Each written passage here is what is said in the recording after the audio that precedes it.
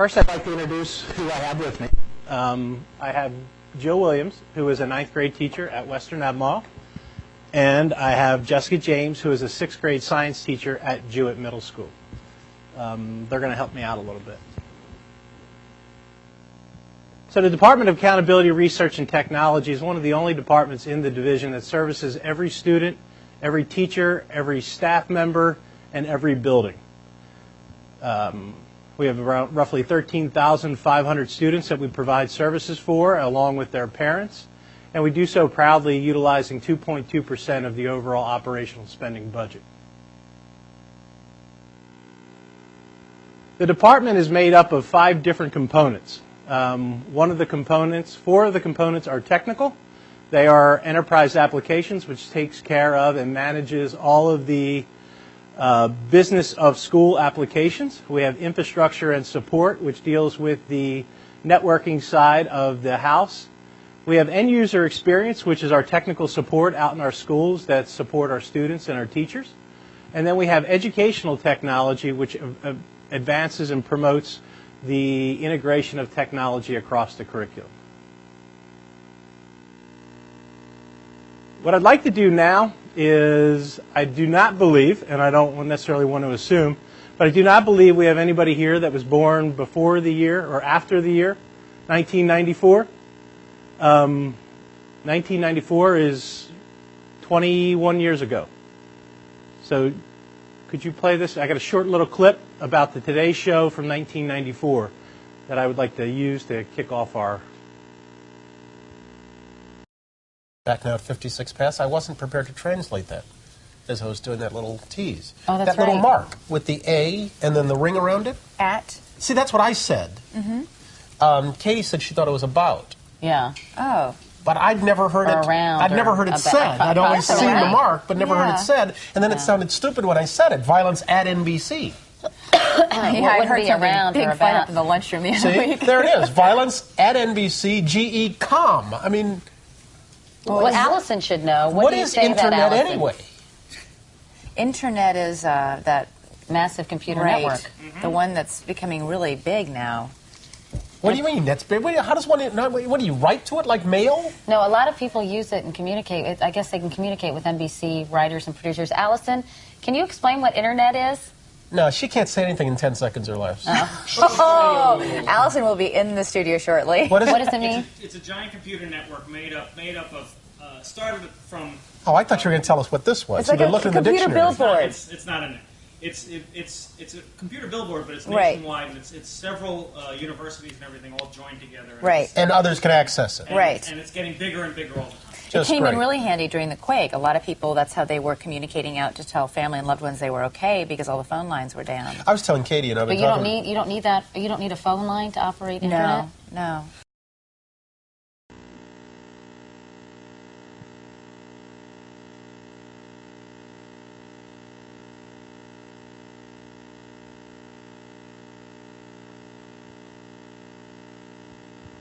Take the cursor off of the...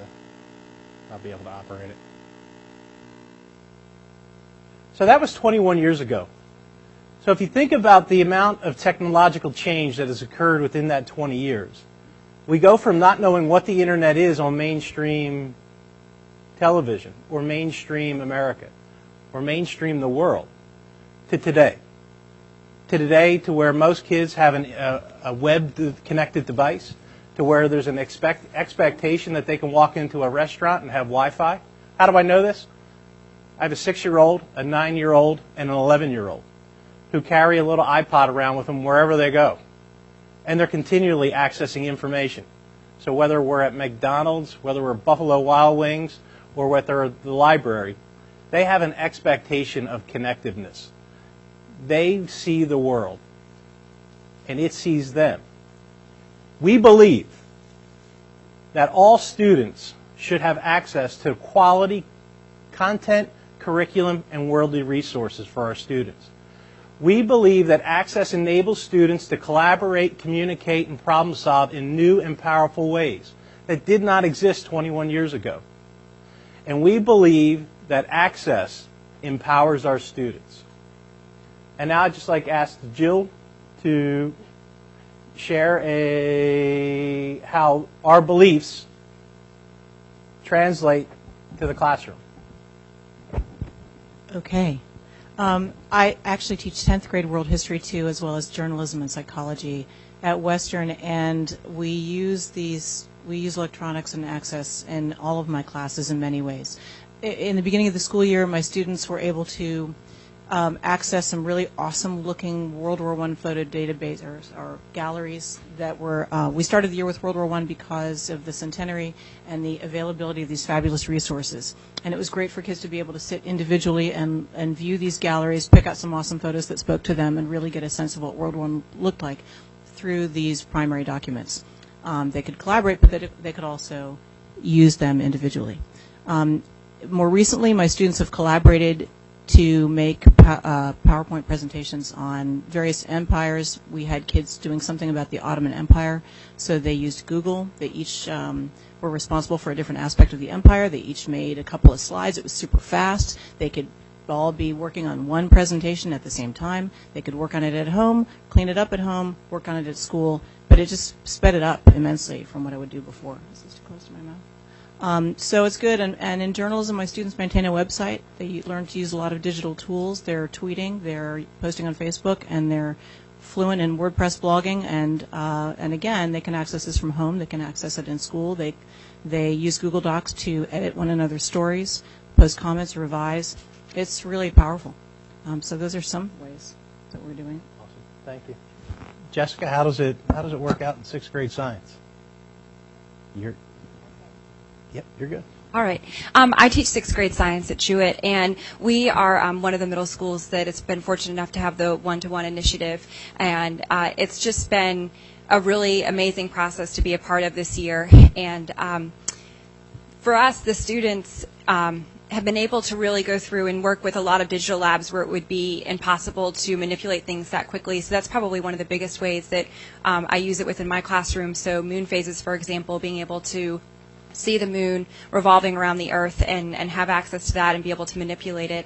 Also, allowing the students to work with technology that at the beginning of the school year, really teaching them those procedures, working with Google Drive and seeing them at this point be able to say, okay, log into Google Drive, make a new document, and they're fluent in that. It's not something that we have to go back and teach. They're ready to go, and it's pretty amazing as an 11-year-old to be able to see them using these tools that people who are in the workplace and all over the place that are using them. So that's been really great. And then also being able to develop our curriculum and infuse the technology where it's appropriate, whereas before when we were having to wait and reserve computer labs or computer carts, sometimes we would just have to make the lesson work in that sequence because that's when the technology was available, whereas now we're able to use the computers and have the students access that when it makes sense in the curriculum. So that's been wonderful. And the last piece that I have found really beneficial is working with some of the databases that we subscribe to, either through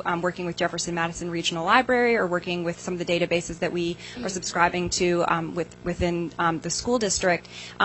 My classes are not leveled in 6th grade, so I have students who are varying in reading levels from a 2nd grade reading level all the way up to high school reading level. So accessing these databases allows for the students to find resources that are appropriate for the reading level that they're working with, but they also will even occasionally provide the availability for the text to be read aloud as well, so that they can not only read it but also hear it. So that's been really a great thing to allow for the students to have access to their curriculum, which has been really nice. Thank you. So I want to take you back again to 1994. And if you think about one of the most advanced technologies of 1994, it would have been, as it is today, a cell phone. So today our students are using some of the most advanced technology that we know in our lives. It will also be the least technical of theirs. So in 1994, the most technical cell phone was a flip phone that had a pull-out antenna to get you that extra 4 feet of reception. So when we think about how far we've come in just 21 years, we have an expectation, departmentally, of expediency. Because while we have 21 years and we can invest another 21 years in our schools, our students don't have that long. We know our graduation is phenomenal, so we know a student that graduates or enters in kindergarten will have a maximum of 13 years that they'll be with us. That's almost only half the time that we've seen this revolutionary change in the internet. When we talk about long-term goals being 3 years, well, that's their lifespan of middle school. So every year we don't do something and advance something and keep something current, we're not providing our students the maximum that we can. And we believe that all students should have access. We believe that all students should be empowered by the access they're provided. So how do we do it? How does DART kind of pull it off? How do we make the future possible? This quote has been attributed to everybody from Gandhi to Thomas Jefferson. But if you want something you've never had, you must be willing to do something that you've never done. The Department of Accountability, Research, and Technology's budget has grown minusculely over the last couple of years. In terms of technology spending for schools, we've gone up a total of $3,000 over the last 3 years. We've done different things. We've made different decisions. And we've changed who and how we look to make decisions.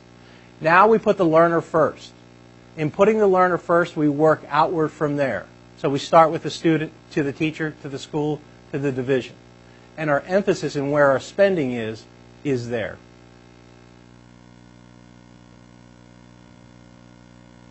So how have we been able to do that? We have found internal efficiencies to be able to make services available to our students and our staff. So when people assume that technology has this bountiful amount of dollars available to it, I take that as a massive compliment, because we don't. At 2.2% of the overall budget, we have one of the lowest technology expenditures of any of our comparable districts. But we make different decisions. By switching from SchoolNet to Illuminate, we were able to capitalize and save $48,000 annually. Well, that $48,000 translates into our ability to now provide in the spring online registration for all new students and kindergarten registrants. So we've now increased our services to our students, our parents, and even our front office staff who are at their busiest time at the start of the school. We've just now automated processes that would have taken them days. And that's something that our parents have asked for some time. Ever since I've been here. Ever since I've been here. We've eliminated and reduced warranties. So we reduced that by $140,000. Coming here 4 or 5 years ago, 4 years ago, we didn't necessarily have an operational spending plan to be able to deal with aging technologies as they were coming up. So again, keep in mind, for the last 3 years, we have not asked for increased funding for technology spending. So how have we been able to replace every projector that we have in our 804 learning spaces? We've been able to do that by finding the efficiencies within our budget. The warranty work puts more emphasis and more work on my staff. So Peter may remember, as a client service member, I went to him and I asked the staff, is this something we need to continue to invest in, the warranties, or can we redirect that, meaning code for you guys are going to have to work a little harder to be able to turn these machines around, because we're just not going to put them in a box, send them out and get them back. If we can apply that $400,000, the $140,000 to kids. Emphatically, they said yes. And we've seen other things. Moving to the digital learning initiative to where we rolled out computers to our students. Well, I was able to eliminate $75,000 that I would have normally put towards carts that aren't anything. I mean, they're carts. They don't do a whole lot for us. We were able to reinvest. We were able to reinvest that money to make our options possible. And we have a series of these items. And we've renegotiated our contracts to where we've seen things that weren't right. CenturyLink, our CenturyLink contract was excessive, especially for the services we were getting from it. So when our contract came up, we went back to them.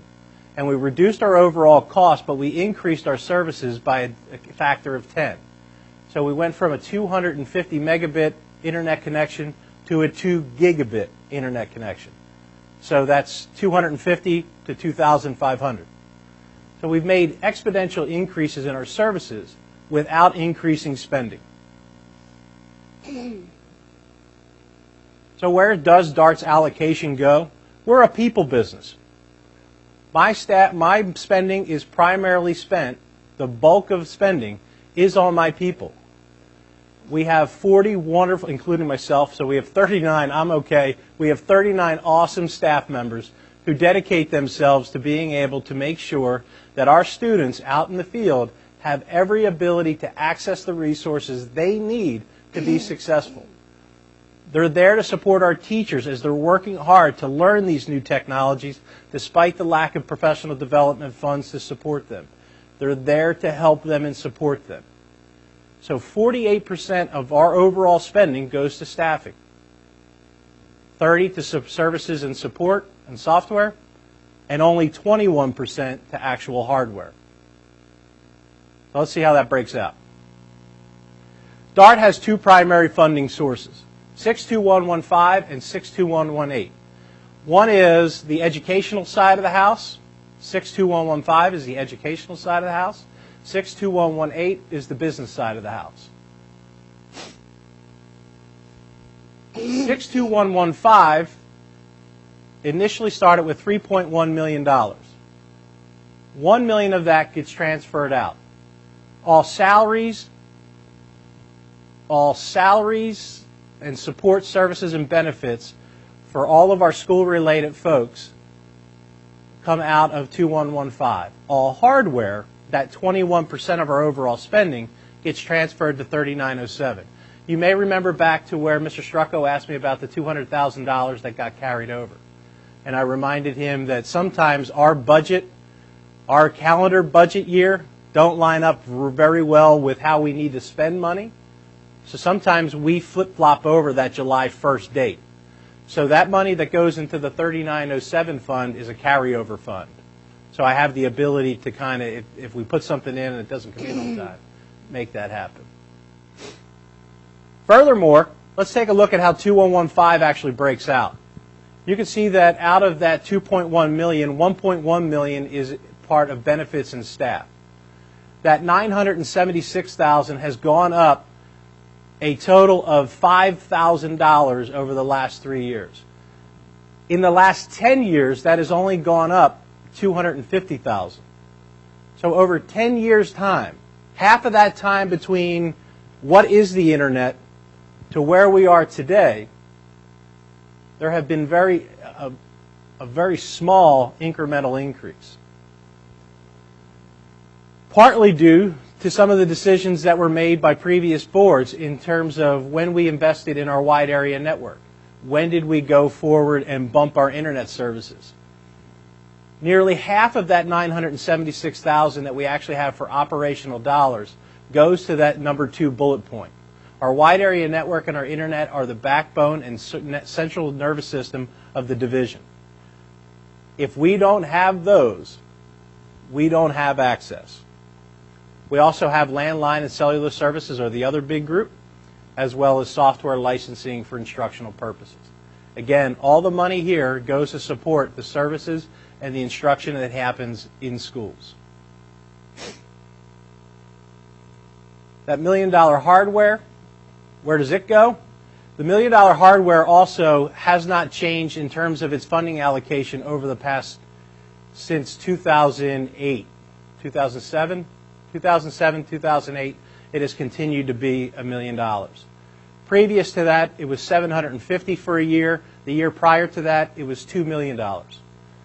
So the concept that we're spending more today on technology than we were before is not necessarily true. We're just doing a much better job in what we do with our money today. We've moved and we spend roughly $490,000 a year to make sure that our teachers have adequate technology to be able to utilize with their students, as well as our bus drivers, as well as our cafeteria workers, as well as our administrative staff and our OAs. We've stretched that. So part of those efficiencies that you see come here. 4 years ago, we were on a 3-year replacement cycle for staff. Now we're on a 4-year replacement cycle. We also didn't have money for any new construction or new funding. So as we start to bring on Henley Gym, or we're bringing on Agner Hurt, or we're bringing on any of the other future items, no technology is actually included in any of those CIP things. So we have to have the money for it. So we budget for it.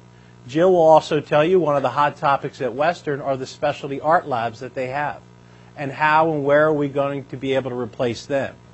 We now have a sustainable budget that we have that we can live within and still provide all resources and accesses to our students by making decisions differently than we have in the past. Jill, you've talked to me about how important it is that those specialty labs get a little bit different attention than maybe a regular classroom. Could you just for a minute describe what you do and why that's so important to you? Yes. So we have a dedicated Mac lab, and I suppose we could make it any kind of lab, but it's used for all the digital imaging classes, the yearbook class, and my journalism class. So we have access to big monitors, which are really helpful for really manipulating images and doing layout, stuff that you can't really do on a little screen because it's just harder to do. I guess that's why it's significant. The kinds of applications that we use, whether it be Adobe InDesign or Illustrator or Photoshop, we appreciate the size of the lab and the location because it's a good workspace. I think it's pretty invaluable. And if we know that these computers, they're Macs, they're on their sort of last legs, and they're not Their final year. Is it really their final year? Or is it just that when they die, they die? No, they're really in their final year. Okay, that means I don't know what we're doing after that. I hope you. Anyway, I know that having kids work on, say, the smaller Lenovo's, there are things they can do for journalism, but doing a page layout is going to be impossible doing it on an 11-inch screen. So I hope that we and I don't know what to say for the digital imaging kids who are doing really cool stuff right now. So it's important, I think, that they have stuff for that.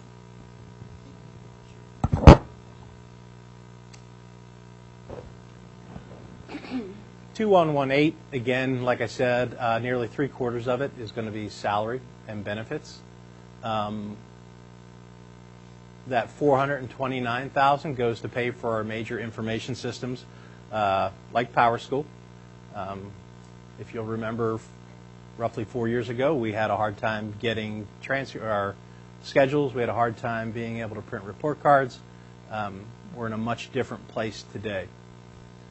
And then as well, DART is not only technology, this is also where the testing side of the house. So all of our assessment and accountability funds, whether they be SOLs or MAP or any of the other number of assessments that we provide, this is the allocation to where they come from as well.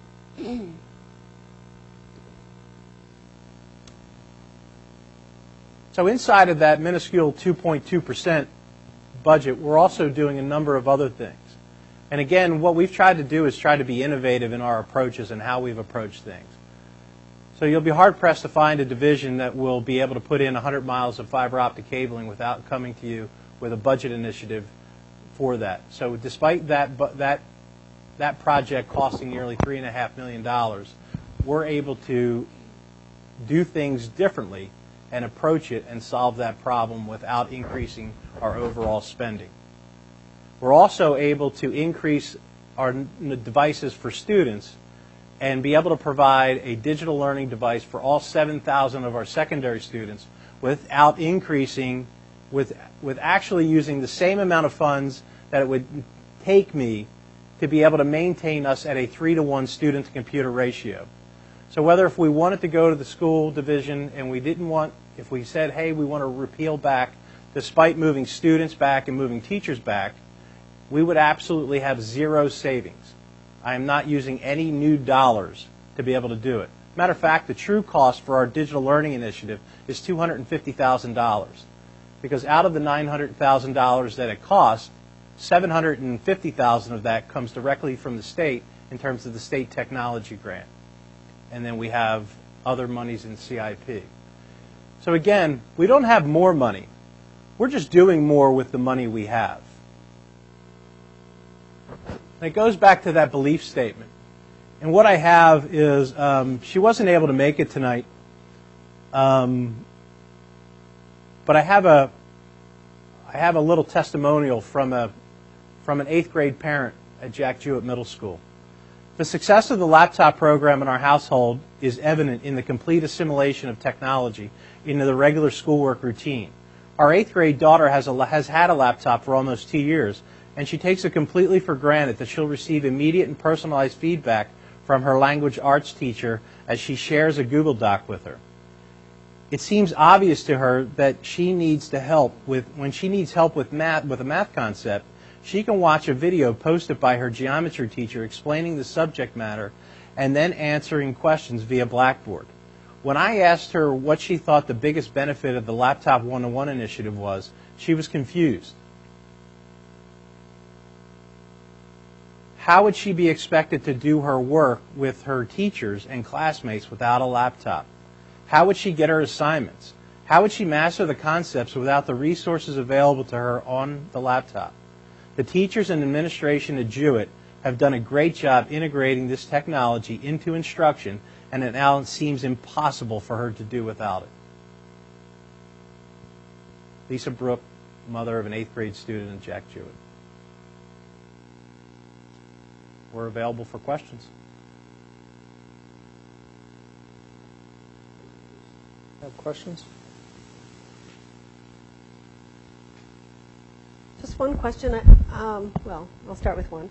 I think Jesse addressed the question I was going to ask about, this is for students and how, one of the concerns I always have is about educationally challenged kids and the impact of access to technology and bringing them up or having individual lessons, as you were talking about. Could you expand on that? And Jill, you as well?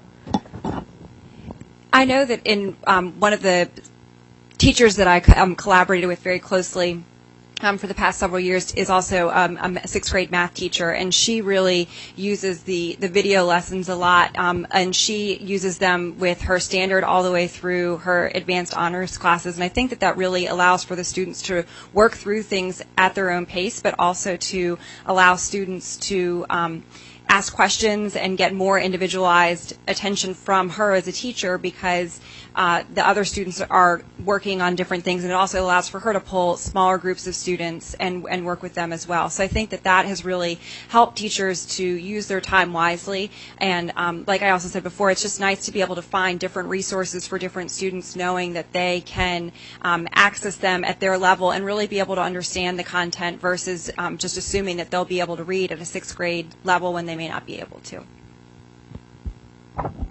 And I would agree with all of those things. I would also say that at least one of my colleagues has said that her parents and students really appreciate the transparency, that having all of their assignments, every piece of her course material is available on Blackboard so everyone can access it and again, work at things through at their own level when that's sort of the situation. And that the parents can see what's there, I think, helps with the home connection. How do ESOL students do with the computer technology? Is that helpful for them as well? I would assume it would have to be, but I don't know how it is.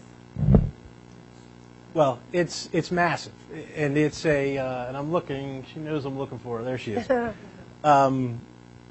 Miss Baller is the principal at Jack Jewett Middle School, and that was actually one of the first groups that we've targeted to bring and equalize resources. So we have been one-to-one some way or another at Jack Jewett with the ESOL group to be able to provide translation services, being able to utilize dictionaries back and forth. And it was actually after we initially piloted 7th grade at Jack Jewett, and once we found a surplus of devices, we moved the ESOL population. The ESOL, what group was it? So we moved. Ms. Baylor, do you have anything else to add to that? Because you're the rock star. Well, I'm not, but the ESOL part is. I remember your presentation was summer. Sorry, Pam. The ESOL piece is huge for our school because when you teach a child that I have two children in my classroom that are newcomers and they can't speak English, but when I can then say some of the same questions I'm going to say and ask it in their language, and then they can go, oh, now I get it, because I'm teaching them math. So when I can do that and they can get the math that way, then it gives them so much access. The Rosetta Stone is great. The Vince's department has done a fantastic job of allowing our ESOL students to feel like they're part of our school population and not always behind, because it levels the playing field for them. Is that how you'd phrase it? And one of the things you may not know about Catherine is she actually teaches a class. Right. So But the students love her. she's talking principal teacher level when she's talking. Yeah, that's what I was speaking. Yeah.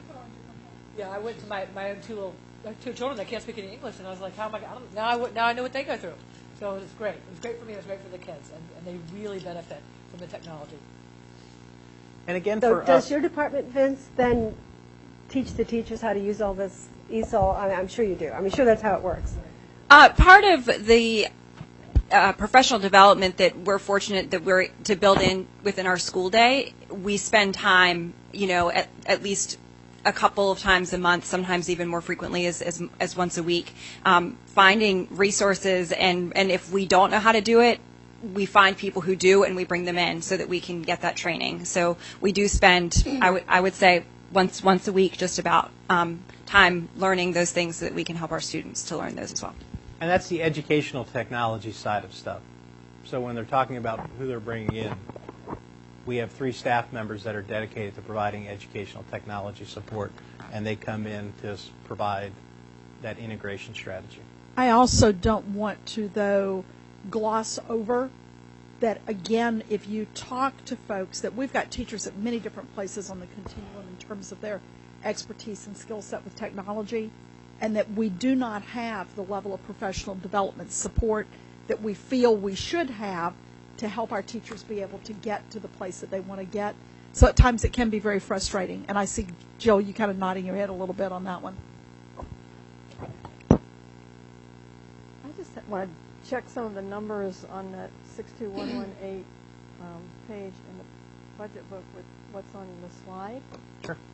It's like page C108. And then it looks like the slide is called C105 for Fund 62118. Anyway, so we're in the same place. What page are you, Barbara? I'm sorry. In the budget book, I'm at C108. C108, okay, salaries, 909. Yeah, so salaries matches, so does other wages, but then the benefits and operations don't match. So there's, if one has been updated or it's what? Awesome question. Looking at the requested 16. You know what it is? I transposed 14 actuals. If you look, that's a mess up on mine. So if you look to the right, you'll see the 14 actual. You'll see the 15 adopted, and then the requested. That's where the discrepancy is. I'll make sure I make that correction. Okay, there were a couple of other incidentals on, and this is just the one I've picked up, but if you could look back at... I'll look at 2115 too, in case I made the same. 2115 as well. A similar mistake. Okay. So what's on this pie chart is right, is what you're telling me. What's in the book is What's right. in the book is right. What's in the book is correct. Okay. It won't necessarily change the pie demographics, but the numbers will change. So the wedges will remain the same. So the articulation of... Gotcha. Okay. If I can go by what's in the book, that's fine. Yes, ma'am. And I'll make sure that the changes are made on the document. Does the different level of access by children at home have impact on their ability to do their work?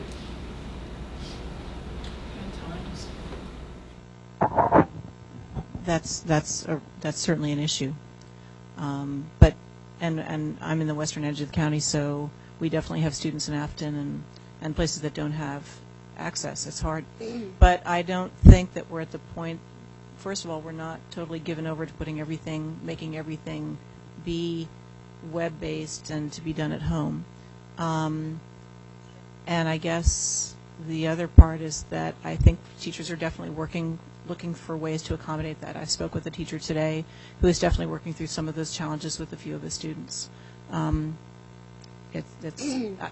personally, I don't think, I hope it wouldn't be an impediment to moving forward, but. And Mr. Colazar, I'm glad you asked that, because one of the things that we're looking to be able to do is to close the access gap throughout all of our schools and all of our households. And we hope to be able to start to bring that and pilot that this spring. So there'll be a lot more information about how we'll bring homebound access for students. Again, it's within existing resources. We're going to try our best, sir.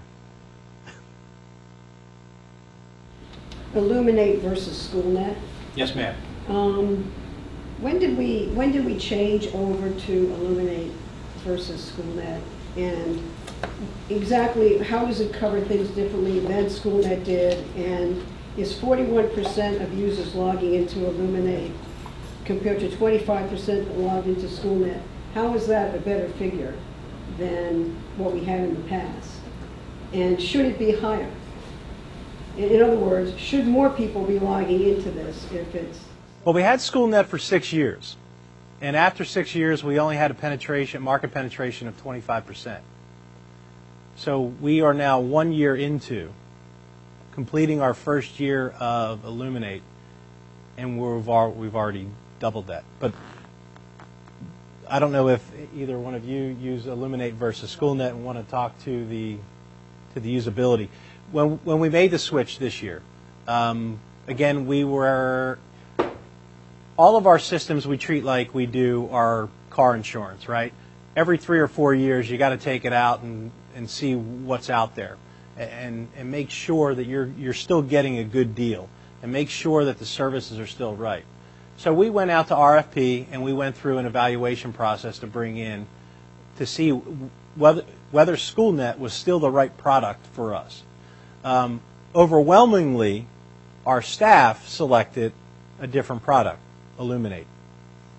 So throughout the course of this year, we've been implementing this new system. It's much more teacher-friendly. In the same amount of time, they were able to build assessments in Illuminate, despite having it 15 minutes, as they were in SchoolNet, which they've had for 6 years. So the idea that it became a more teacher-friendly, teacher-centric application was what we were looking for. Illuminate provides assessment and data analytics. So it allows teachers to assess and evaluate all testing information. So reports that we're building about student information and student test scores are typically being correlated and manipulated in Illuminate. Also, a data analytic tool is also required by the state. So we need to be able to have something. And we made sure that we got the best product that we found that fit for us. It also is, I think, Vince, that as we've been changing our assessments, that we can make more robust, more sophisticated assessments inside Illuminate than in the prior system. And I would tell you, no system is perfect. So we've had trade-offs. But one of the more powerful things with Illuminate has been our ability to utilize some of the rubrics that we have, the capability. So as we start looking at lifelong learning standards and how we're assessing those and how we're rolling those in and evaluating them and analyzing them, Illuminate is the product to which we'll do that. So Illuminate you're saying is required by the state to have some sort of data analytic. We are required by the state to have a data analytic tool. And so Illuminate is something that we acquired new this year to replace an old system that we had. Yes, ma'am. And did we? I don't see anything in here about it. Is it something that we have to lease, or did we buy it outright? Did we have to provide training on the system? They're all software as a service, so we pay an annual subscription fee in the same way we did Illuminate. What is the annual fee? The annual fee is about $55,000. Does that come with training for teachers, or is that something we when- have to do ourselves? It did when we rolled it out initially. But it doesn't, but it's not going to for a future year. So it's a train-the-trainer kind of model, and we roll it out, and my staff provides the initial, serves as the experts in that. So my enterprise application group is the primary group of that. So there are 3 folks, as well as some of the assessment and accountability folks, Bonnie Pendleton and Chris Gilman will go out and help teachers and administrators with different aspects of it. And what I'm trying to get at is, since it's something that's required to have by the state, it manages assessment, and I imagine teachers use it as part of best practices and whatnot. I'm just trying to figure out why we only have 41% and not 100% teachers using this. It's like a lot of things. We don't necessarily require it for everyone, and some teachers have a greater need for it than others.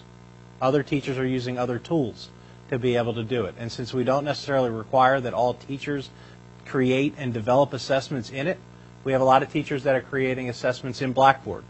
Well, if you're creating an assessment in Blackboard, I'm not going to ask you to duplicate it just to use a system.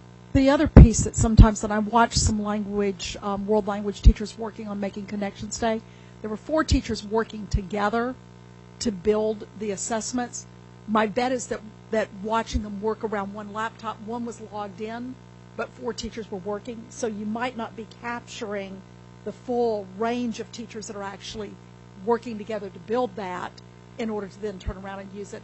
And a lot of Becky, you shaking your head to that? That's correct. So if a grade level team is giving an assessment, only one teacher may take responsibility for pulling that assessment together and administering the assessment. So that would be one teacher showing up in the system as a user, when literally the 4 or 5 teachers on the team are receiving the data about their students. But Blackboard is not an assessment tool. Blackboard does have an assessment. It does have an assessment component. However, it's limited. It doesn't allow us to do the same kinds of assessment in terms of mirroring some of the technology enhanced items that the kids will encounter on the SOL tests. And I can appreciate, and certainly you can appreciate, having done your master's online, the concept of how it works. But it really becomes that virtual classroom. So your virtual assessment is going through it. So what Illuminate does, it takes it a little step further, and then it wraps in the whole analytics piece. So if you want to compare the last 4 years or 5 years of assessment data, that information is going to reside in Illuminate. It would never reside in your Blackboard, because your Blackboard is kind of like your here and now. Now, Illuminate is not something you would have children involved or using, and that's what I'm trying to get at, is to make sure that we don't have. What I'm trying to get at is to make sure we don't have any kind of duplicative sort of assessment systems. That's what I'm trying to get at here. Correct. And yeah, that's what I'm trying to get at. Because having any sort of duplicative assessment systems could possibly be called into question as. And part of our assessment was, as we've worked through efficiencies, was to reduce duplication in things that we've found, and where we saw software that would do the same thing. We've gone after and advocated for either a switch or a conversion to be able to maximize our resources. So if I have 4 schools buying X that does the same thing as Y, we've kind of brokered that deal to get everybody to buy into that one, so that way when I go to a software manufacturer and I say I want to buy 5 licenses versus I want to buy 1,500, you get different pricing. And that's how we've been able to leverage and reinvest in ourselves through efficiencies that we found within our budget. And they're used for different things. Yes, ma'am. If I understand that, but it would be interesting to see. I think in terms of having more use of assessment, to have that percentage go up a little bit. We hope so too. I just wanted to see if we had how we were doing in terms of having this different software and whether. That's why it's an indicator for us. We keep track of it. We talk about it monthly, about where we are and how we're moving forward. So once a month, I'll have a conversation with Mr. Gilman and Ms. Pendleton about where are we and how are we making out. And what is the percentage of use of Blackboard? Oh, wow, we just did that. Because you don't have it in here. Well, you've got the. I think We've got the number of. Oh, sorry, it's here, 97%, I see it. Okay, good. That's, it's there, no. That's at high schools. That's at, 99% or more students are using Blackboard. okay. Yep. But keep in mind, we have not rolled out fully one-to-one in those. So you've got teachers that don't have the same need to use Blackboard in some cases as in others. And that's the main system you're using in the one-to-one. For our virtual learning, for our digital learning initiative.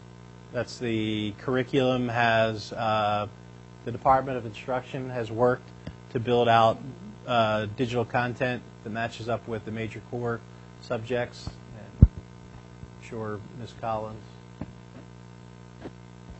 would be, we'll talk about that at some point.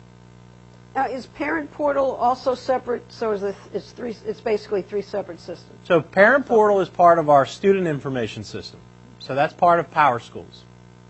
And inside of it, we look to be able to, we're looking to be able to leverage that as well. So you may have heard that we made an announcement recently with our Blackboard agreement that we'll be moving to and providing a mobile access into our, for everything. We'll have a mobile app, Android, BlackBerry, I laugh, but BlackBerry and iOS devices, of which Parent Portal will be part and embedded in that. So if principals have items that they need to push notifications to you, the same way we have every other app seems to be able to push a notification, will be there too. And again, we did that without increasing. Barbara? I had also a question about the fiber optic cabling. Yes, ma'am. It has the potential to reduce operational spending when it's done, and it can be installed without a budgetary increase. Can you summarize why that is? Yes, ma'am. I know you've answered questions for me before, but I just kind of like to hear it. So part of what we're leveraging with that is we leveraged an initial, every 3 years we have about $900,000 that cycles through CIP. That happened 2 years ago when we first initiated and implemented all of our wireless connectivity. We were able to take savings from that project and start the initial project. Now what we do is we build out incrementally.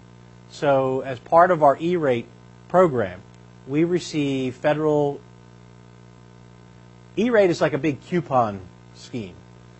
So you have to spend the money, then you got to send the coupon in, and then they send you the amount that you got the coupon for. So out of that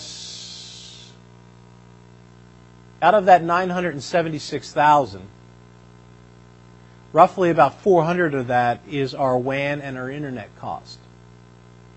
Of that, we get roughly 45% of it back, or theoretically we should get 45% of it back. It's the federal government. We always hope, but we're never guaranteed. As I get that, I reinvest those proceeds into the fiber optic cabling. So we're just slowly chunking out as those distributions come in. So the coupons, as you're calling them, are an incentive from the government to take advantage of? Yes. So it's to help subsidize. It's to help subsidize your build out of broadband capabilities. It's a very narrowly focused program. There's only certain things that are reimbursable, and you're always having to try to figure out, does this one fit? And they just redid it. So there are things that we're going to have the ability to get E-rate for, and there are going to be things that we're not. So phone services, cell phones, etc., we no longer get reimbursed for E-rate. WAN and internet, that's its primary driver. Okay. And this is through the federal DOE? Or Yes, it's the FCC. okay. So the FCC is part of the Universal Service Fund. So it's on your cable bill and your phone bill, you'll see a little universal service fund. So I thank you for paying that, because your proceeds in that help pay for us to put in fiber optic cabling. I So keep also paying your want bills. to note that as we're talking, that one of the things that Mr. Shriver also really monitors is he looks at some of the other folks that perhaps are doing similar work, whether it's Chesterfield or Henrico, others around the state, to see how are we really benchmarking in terms of our efficiency in using, thank you, Jennifer, in using tech funds in comparison to, say, for example, Chesterfield just bought 30,000 Chromebooks.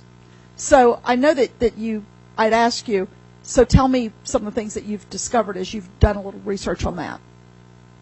Sure. So Chromebooks are great, and we have them. We have a small smattering of them throughout our elementary, our middle, and our high school. And I think they're great devices. I think they're like salt and pepper. Used great to kind of sprinkle in. The problem is you're limited to what Chrome can do. So you're limited to what you can run in a Chrome browser. So for less money, we're buying full Windows 8 machines that not only have the capability of running Windows 8 and everything that a normal Windows platform has the capability of doing, but it also runs the Chrome browser, which gives it the capability of running everything a Chromebook does. Despite that, Chromebooks can't be used for state testing. And as one of the things that we would have heard 2 years ago or 3 years ago, you can't have enough technology when it comes to state testing. And I think Miss India Hans here, her school would have to shut down. Technology would have to go off during state testing, because every computer that was available in that school, in order for her to get through state testing in a 2-week period or a month period, would have to be allocated to those testing. As we move into the one-to-one, instruction no longer becomes disrupted. So at Jack Jewett Middle School, we have the capability. Kids run their self-scan, and I don't know if you want to... Well, I teach 6th grade science, so I don't have an SOL that's given. And so, but we were greatly affected through that whole process that, when we got to the time when it was SOLs, you basically just had to know you won't have that technology available to you. And so, again, being able to use the technology when it's appropriate in the lessons and when it's appropriate in the unit has just been really nice to not even, have to be concerned about, we've got SOL testing coming up, we're not going to be able to do this particular lesson or this particular unit because of that. So. Can I speak to that too? Because we're not fully one-to-one yet, but we are heavily reliant. I mean, we have over 1,000 kids, and we've got those SOL tests to do. So, imagine at the end of May, at the end of the year, when you want students to be engaged in really interesting project-based learning, but all of your computers that you would use for research and collaboration are down in the gym being used for SOL testing for 2 weeks. But you don't want anybody to show movies at the end of the year. So we're back to Xeroxing a lot of paper. I think that's a really good reason to go one-to-one. And then finally, Mr. Shriver, the other thing is that I know when you look at a school division like Henrico, you say, so what percentage of their budget is going towards technology as compared to us? That you had some eye-openers when you started looking at some of that data. Sure. Henrico is roughly 5.5, 5.7%. You take a school system like Goochland, Goochland's 6%. And you're at? I'm at 2.2. So in terms of resources, I think one of the things that you can be very proud of is the DART staff. And it probably doesn't have to be me, but the 39 other folks and the teachers that do the work with 2.2% of the overall budget. It's certainly the lowest percentage of budget, and it wasn't the budget that I was sold when I was interviewing. Bait and switch. It was a little bit more because there were one-time funds that they didn't tell me were one-time funds. Not that I'm holding a grudge, Bruce Benson. But my team has never let funding stand in the way of doing the right things for kids. We've been creative, we've been innovative, and we've found ways to make things happen. So when people think we have a boatload of money, I'm telling you we've increased $3,000 to $5,000 in terms of operational spending over the last 3 years. Now, it may seem like we've invested, or you have invested, $3 million based upon what we were able to do, but it's only $3,000 to $5,000. Do you have any questions? The only question I have is, I'd like Jill and Jessica to address. So, a lot of times we do hear what you use the technology for in the classroom.